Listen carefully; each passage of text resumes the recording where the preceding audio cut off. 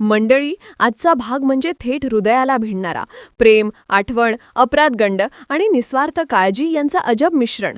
आता खरी गोष्ट समोर येणार आहे. जीवा आणि नंदिनीच्या नात्यातला सर्वात भावनिक, नाजूक पण नाट्यमय क्षण. त्याआधी सबस्क्राईब करा, लाईक करा आणि व्हिडिओ शेवटपर्यंत बघा. रात्रीचा अंधार, खोलीत पसरलेली शांतता, जीवा थकून बेडवर पडलेला.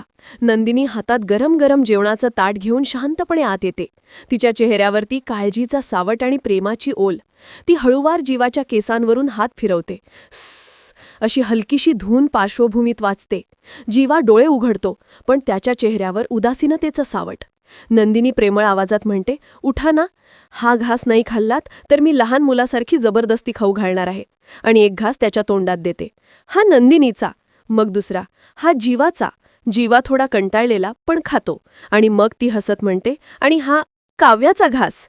बस, त्या एका शब्दानं जीवाचं हृदय धडधड करायला लागतं. चेहऱ्यावर एकदम भूतकाळाचं वादळ.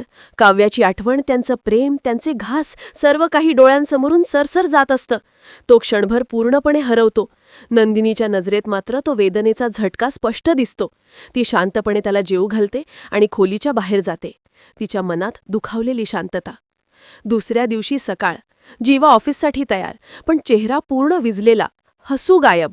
नंदिनी त्याला थांबवते आणि आरशासमोर घेऊन जाते, जिथे तिने मोठी स्माइली काढलेली आहे. ती म्हणते, हे बघा, हे तुमचं हरवलेलं हसू आणि मला ते परत हवंय. जीवा थरथरत्या आवाजात म्हणतो, मी इतक्यांचं हसू हिरावलाय की मला आता स्वतःलाच हसू येत नाही. तो वळतो आणि निघून जातो.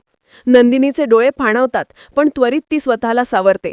एक दीर्घ श्वास घेऊन ती म्हणते, बस, आता तुमच्या चेहऱ्यावरचं हास्य परत आणणारी चकाचक बाई ऑन. तिच्या चेहऱ्यावर एकदम धारदार, निश्चयी चमक. पार्श्वसंगीत थरारक होते. कॅमेरा तिच्या निर्धारपूर्ण चेहऱ्यावर झूम होतो आणि पुढचा क्लायमॅक्स सुरू होण्याआधीच स्क्रीन काळी होते. मंडळी, पुढे काय होणार? जीवाचं हसू परत येईल? नंदिनीचा प्लॅन काय? कमेंट करा, लाईक करा, शेअर करा आणि पुढचा भाग नक्की बघा.